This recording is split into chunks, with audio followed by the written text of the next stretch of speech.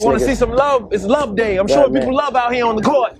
All right, people, so if you're not familiar with Soundcore at all, when you first get a Soundcore product, what you want to do is go ahead and download this Soundcore app right here. This Soundcore app will run you through how to connect your headphones, earbuds, speaker, whatever you got from Soundcore, how to connect these to your phone. And if you haven't updated your firmware, it'll ask you to update your firmware. This is new to me. This is just coming up right now. So I'm going to hit more and I'm going to go ahead and download this, and I will be right back with you in a second. 1 hour later. All right, people, so that took well over 30 minutes. It said 5 minutes. I don't know, maybe my internet connection, so I'm not blaming all that on Soundcore. My internet connection in this house is trash. But here is the main screen of the app, people. So at the top right, you have your gear icon, which is your settings. Underneath here, you have your volume, balance, prompt tones, auto power off, and you can set those. I would set that to 10 minutes because they don't cut off by themselves. Find device, and let me take the right one out. If I press play, this is what the sound sounds like. Okay, I guess I can do this.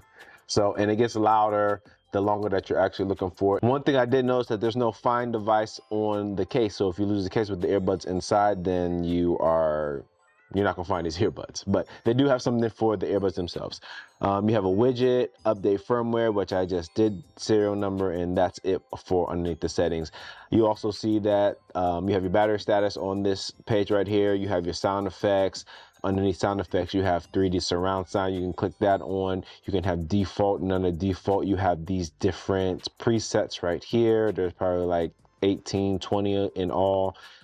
You also have a custom EQ where there's pretty much self-explanatory. You can go inside of here and adjust the highs, mids, and lows exactly how you want it.